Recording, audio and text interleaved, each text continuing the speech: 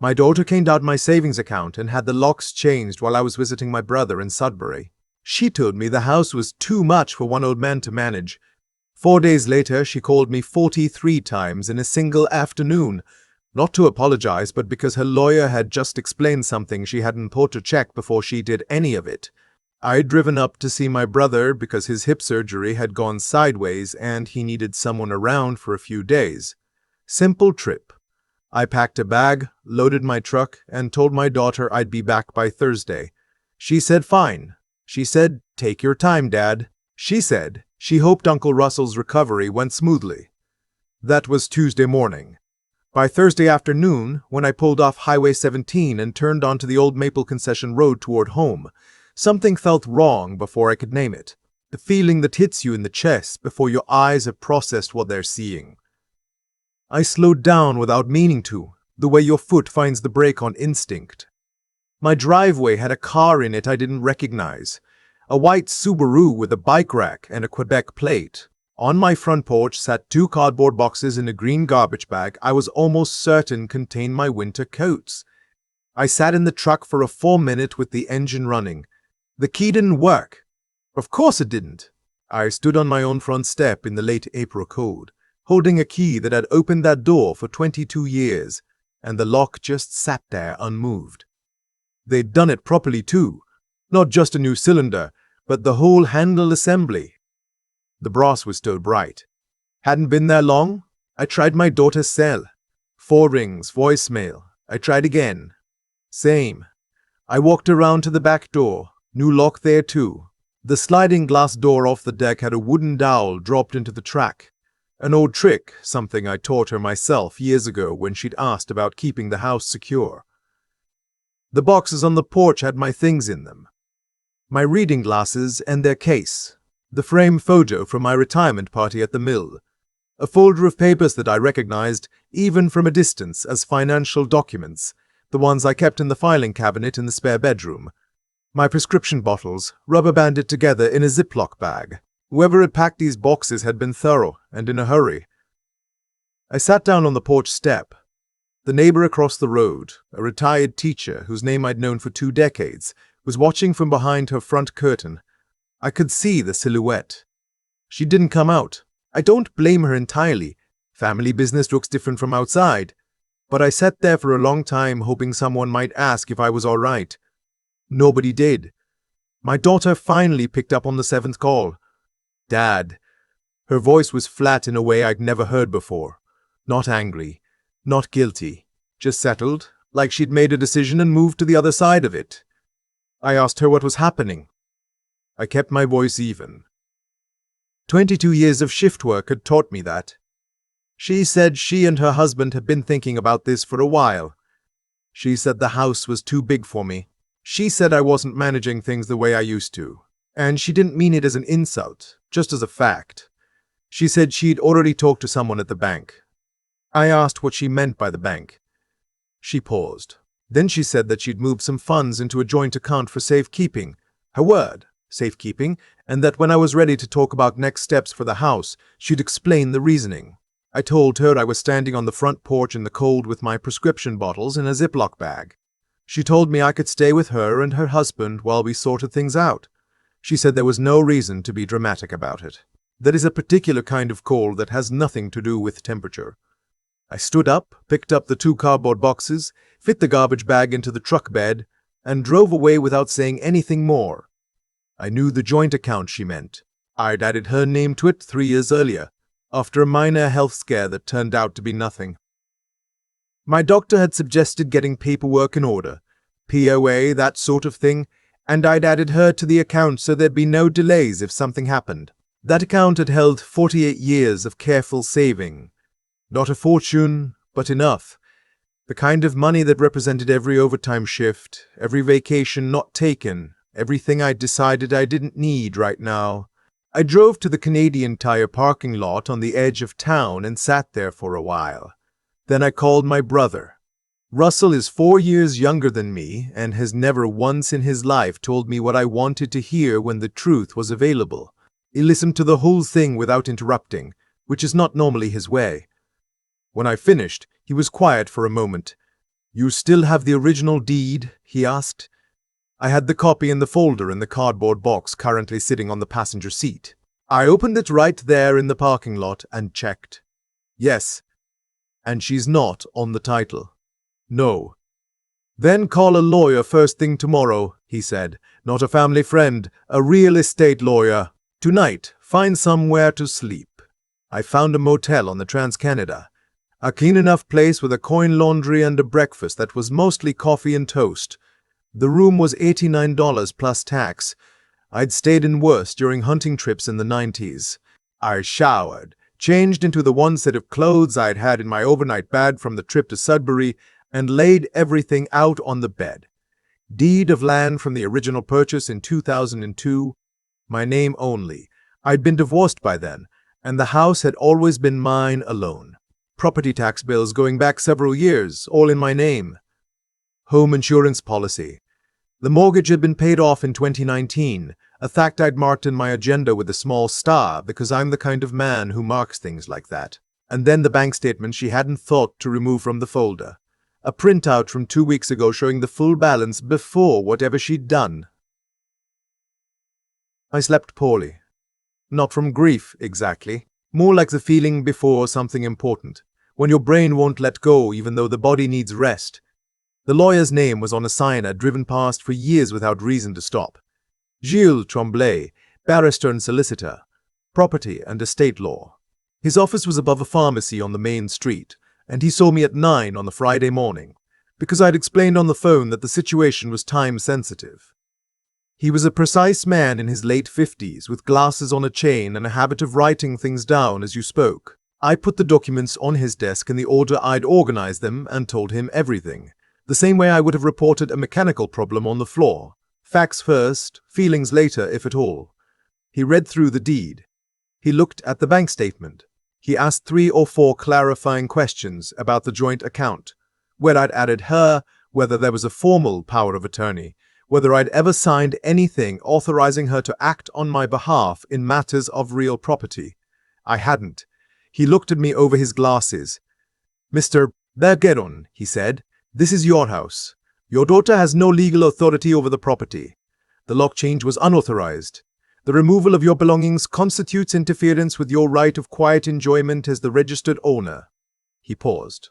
As for the bank account, that's a separate matter, but the fact that she's a joint account holder doesn't give her authority to move funds without your consent in a way that disadvantages you. That's worth looking at very carefully. He said I had full right to re-enter my own property, with the assistance of a locksmith and, if necessary, a police officer who could confirm my ownership. He said if the occupants, my daughter and her husband, had apparently been staying there, it turned out, refused to leave, there were formal eviction procedures, but that the timeline was typically faster when there was clear documented ownership and no lease agreement of any kind. There was no lease agreement of any kind. I asked him what he recommended. He recommended I move quickly, document everything, and not have any conversations with my daughter about the property, without either him present or a clear record of what was said. I paid his consultation fee in cash and walked back out onto the main street feeling something I hadn't felt in days. Not happiness, exactly. More like solid ground. The locksmith was a young woman named after a saint, according to her jacket patch, who asked no questions and changed both locks in 45 minutes, while I stood in my own kitchen for the first time in a week. The house smelled the same. They hadn't touched much inside, or if they had, they'd put it back.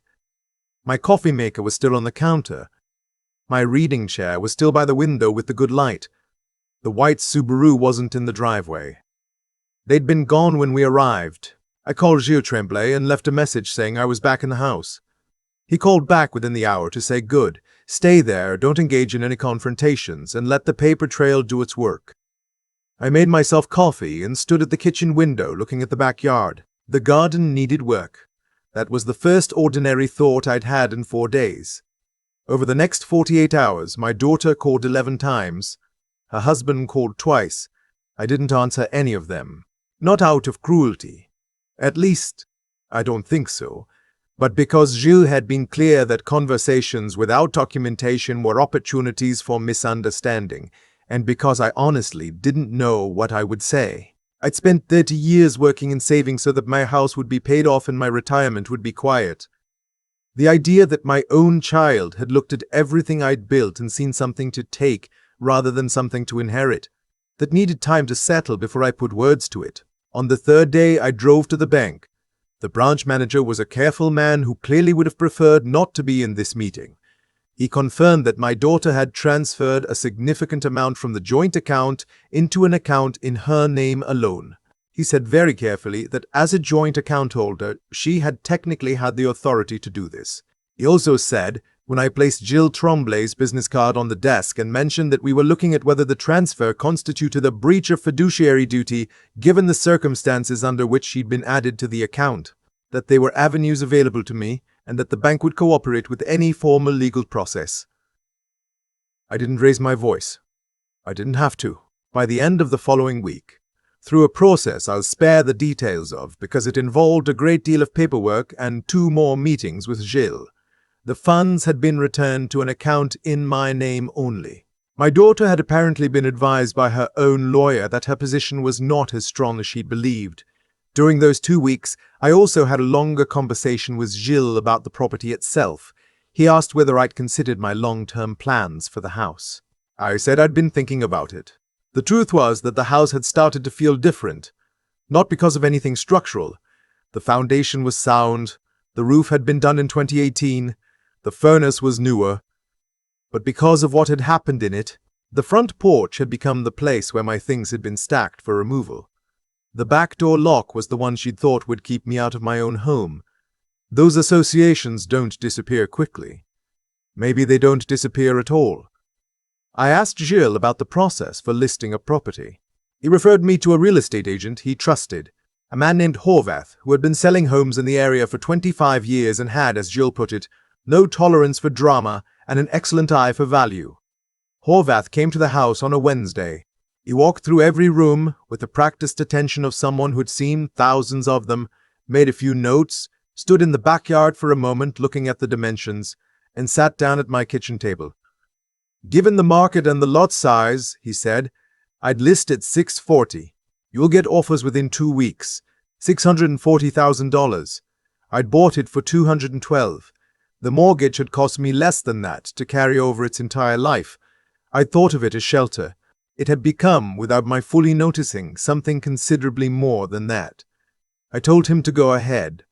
I want to be clear about something. I didn't decide to sell the house to punish my daughter, or not only for that reason, or not primarily. I decided to sell it because it no longer felt like mine in the way it had before she decided it was hers to manage. That distinction matters to me. I didn't make this decision in anger, though I had been angry. I made it in the same quiet, practical way I've made most of the significant decisions in my life, by looking at the facts and choosing the option that made the most sense going forward. The listing went up on a Thursday. Horvath called me Saturday afternoon. 2 offers, he said. 1 conditional, 1 clean. The clean one isn't asking. I took the clean offer. My daughter found out about the sale the way I imagine most people find out things they weren't supposed to hear from someone who assumed she already knew. A neighbor mentioned it. She called me 14 times that afternoon. I was, by that point, staying in a short-term rental apartment across town. I'd moved out the day after accepting the offer because I didn't want to be in the house while it was being shown, and because I'd started to think about where I actually wanted to be rather than where circumstance had put me. When I finally picked up her call on the 15th attempt, she was already talking before the phone was fully to my ear. She said I was being irrational. She said I was selling the family home out of spite. She said her husband had called a lawyer, different from her last lawyer, apparently, who had told them there was nothing they could do. I let her finish. Then I told her what I'd told myself standing at the kitchen window 2 weeks earlier, that the garden needed work. I said it the same way, quiet, without heat. She didn't understand what I meant. That was fine. I wasn't sure I could explain it to her in a way she'd receive. I told her the sale would close in 30 days. I told her that I was going to be all right, which was true. And I told her that if she wanted to talk, really talk, not negotiate or argue or try to reopen what was already settled, I was willing. But not yet. Not until some time had passed. She hung up. She called back twice. I didn't answer. The closing went through on a Tuesday in late May. The buyers were a couple from Ottawa who'd been looking in the area for 2 years. They had a boy around 7 and a girl who looked to be about 4, and they walked through the house on closing day with a particular kind of attention that parents give to a place where their children will grow up. The woman ran her hand along the kitchen counter.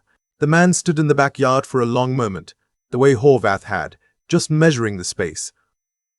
I shook their hands and gave them the keys. The proceeds, after fees and adjustments, came to slightly over $600,000. I transferred what I needed for immediate expenses and spoke to a financial advisor at my credit union about the rest. He was a calm, methodical man who laid out several straightforward options without trying to sell me anything ambitious, which was exactly what I needed. I drove north the following week. Russ's hip had healed well enough that he was moving around on his own again, and he had a spare room in the house on Ramsey Lake where he'd lived for 30 years. He told me to stay as long as I needed. He told me he'd put a coffee on when I got there. I stopped once, just outside of Barrie at a Tim Hortons off the highway. I sat with a large double-double and watched the trucks go by on the 400 for a while. This is something I've done all my life at transitional moments. Not a ritual exactly, just a pause, a way of sitting in a moment before it becomes the past. I thought about my daughter. I thought about the fact that she'd grown up in that house, had her 18th birthday party in that backyard, learned to drive in that driveway. I thought about how none of that had protected me from what she'd done, and how it also couldn't make me pretend the thing hadn't happened. I thought about my wife, dead now 12 years, and what she would have said about all of it. Probably something practical and direct, which had always been her way. She would have gotten to the lawyer faster. I finished the coffee. I got back on the highway. My daughter called while I was still on the 400. I let it go to voicemail. A few kilometers past Perry Sound, I pulled into a rest stop and listened to what she'd left. Her voice was different this time. Not the flat, decided voice from the first call. Not the frantic voice from the 14 calls. Something smaller. She said she'd been talking to her husband and they both agreed that they had handled things badly. She said she was sorry for how she'd done it, whatever she thought about the reasoning. She said she hoped I was okay. I listened to it twice. I didn't call back that evening, but I saved a message. There is a difference between forgiveness and trust, and between trust and proximity, and between all of that and whatever the future might eventually allow. I know those distinctions better now than I did in April. I know other things too, about property law in Ontario, about the limits of what a joint account holder can do, about the kind of lawyer worth calling and how quickly it matters to call them. Practical knowledge. The kind you hope you never need. Russo had the coffee on when I got there, the way he'd said. We sat on his porch and watched the lake for a while without talking much. The ice had been off for a few weeks and the water was that particular grey-blue it gets before summer properly settles in. He asked if I was all right. I told him I thought so. I told him I'd let him know when I was sure. He nodded, the way he does, and poured me a second cup. I've thought a lot about what it actually takes to get through something like this without losing yourself in the process. Not the legal part. That turned out to be more straightforward than I'd expected. The harder part was the internal one. When my daughter told me the house was too much for one old man to manage, she thought she was describing a situation. What she was actually describing was her own judgment about my worth. And the thing about that kind of judgment is that it only holds if you accept it. I didn't. Not because I was certain of myself in that moment. I wasn't. I sat in that Canadian Tire parking lot in the cold for a long time. But because somewhere underneath the shock, I knew the difference between what was true and what someone wanted me to believe. That's the thing I keep coming back to. Clarity. Not the emotional kind, the kind that feels good in the moment, but the practical kind. The ability to look at a situation as it actually is, gather the right information, talk to the right people, and act on facts rather than on fear or grief. When I walked into Jules Tremblay's office with that folder of documents, I wasn't confident. I was simply organized. That turned out to be enough. There's a version of this story where I do what my daughter probably expected. I take the boxes, I accept the apartment she offered, I tell myself it's temporary, the family is complicated, that maybe she had a point. A lot of people in that situation would do exactly that. Not because they're weak, but because they've been slowly taught that their needs matter less than everyone else's comfort. I'd been taught some version of that lesson too, over years of small dismissals and redirected conversations. The difference was that I'd also spent 48 years showing up for work, paying the mortgage, fixing what broke, doing what needed doing without being asked. That kind of life builds something in you, even when you're not paying attention to it. A kind of backbone. You earn it slowly and you don't always notice it's there until the moment you need it. My daughter made choices that had consequences. That's not cruelty. It's just how things work. She decided I was no longer useful and acted accordingly. What she hadn't accounted for was that I might decide the same thing in return. The house sold. The money came back. I drove north. None of that happened because I was angry, though I was. It happened because I was paying attention, and because I had the documents in the folder, and because I knew to call a lawyer before calling anyone else. Russell asked me on his porch if I was all right, and I told him I thought so. That was honest. I wasn't all the way there yet, but I was somewhere solid, which was more than I'd been 4 days earlier standing on my own front step with a key that no longer worked. The lake was still that grey-blue color it gets before summer. We sat there without talking much, which is something brothers can do when they've known each other long enough. And I thought, this is what you build toward. Not a house, not a balance in an account, though those things matter. You build toward the ability to sit quietly somewhere and know that you made the right calls when it counted, that you didn't give your life away piece by piece out of habit or loneliness, that when someone decided you were done, you were the one who got to decide whether that was true. My daughter saved the voicemail she left. She said she was sorry for how she'd done it. I saved it too.